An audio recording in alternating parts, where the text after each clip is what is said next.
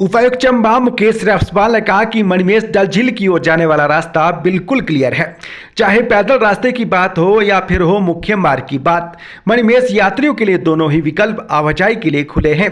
पहाड़ी पर लैंडस्लाइडिंग से संबंधित सोशल मीडिया पर वायरल हो रहे वीडियो का जिक्र करते हुए उपायुक्त चंबा मुकेश रफसवाल ने कहा कि जहां पर लैंडस्लाइड हुआ है उस लैंडस्लाइड का डल झील की ओर जाने के लिए वर्तमान में इस्तेमाल होने वाले किसी भी रास्ते पर उसका कोई भी असर नहीं हुआ है। इसलिए मणिमहेश यात्रा पर आवाजाही करने वाले श्रद्धालुओं को किसी भी सूरत में घबराने की आवश्यकता नहीं है, क्योंकि मणिमहेश यात्रा के बेहतर प्रबंधन के लिए जिला प्रशासन की ओर से पुख्ता इंतजाम किए गए हैं। अभी रिसेंटली न्यूज़ में एक वीडियो वायरल हुआ है लैंडस्लाइड का चंबा के अंदर, और जिसके न्यूज़ में कई सारे प्रकार के खबरें देखने में आई हैं, जहाँ पे लोग कह रहे हैं कि मणिमहेश की यात्रा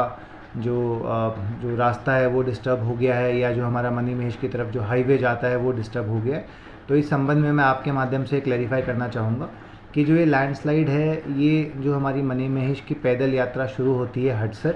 उसके आगे से हुआ है। तो पहला तो जो मणिमहेश तक हटसर तक जो पहुंचने की सड़क है हमारी नेशनल हाईवे 154A, और उसके आगे भरमौर से हटसर तक की जो सड़क है उसमें किसी प्रकार की कोई भी बाधा नहीं है, और वो रोड खुला हुआ है ट्रैफिक के लिए, और वहाँ पे निरंतर जो है ट्रैफिक रेगुलरली चल भी रहा है। तो सभी से पहली बात तो ये निवेदन है कि लैंडस्लाइड से किसी भी प्रकार की रोड के अंदर कोई भी बाधा जो है वो नहीं आई है। साथ ही में जो हमारा पैदल पाथ है ऊपर जाने का, तो दो रास्ते हैं हमारे हटसर से ऊपर चढ़ने के। एक आपका पुराना रास्ता है जो थोड़ा ज़्यादा स्टीप है, और वो रास्ता पूर्ण रूप से अभी सुरक्षित है, उसमें किसी प्रकार की कोई अड़चन नहीं है। जितने भी हमारे टूरिस्ट और बाकी श्रद्धालु इस समय पे जा रहे हैं वो उसी रास्ते का इस्तेमाल कर रहे हैं। एक हमारा दूसरा रास्ता है जो मणिमहेश के साथ एक आपका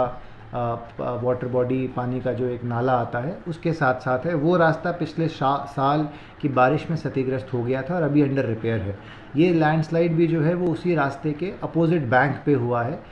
एंड इस लैंडस्लाइड से थोड़ा सा इस रास्ते पे इफेक्ट पड़ा है, परंतु क्योंकि ये रास्ता पहले से यूज़ में नहीं है और अभी करंटली अंडर रिपेयर है, तो इस रास्ते से जो हमारे यात्रीगण इस समय जा रहे हैं उनके लिए वैसे भी वहाँ पे ये इन्फॉर्मेशन प्रोवाइड की जा रही है कि आप इस रास्ते को ना इस्तेमाल करें, और जो हमारा पुराना रास्ता है जिसको कि रेगुलरली लोग इस्तेमाल करते हैं उसी से जाएं।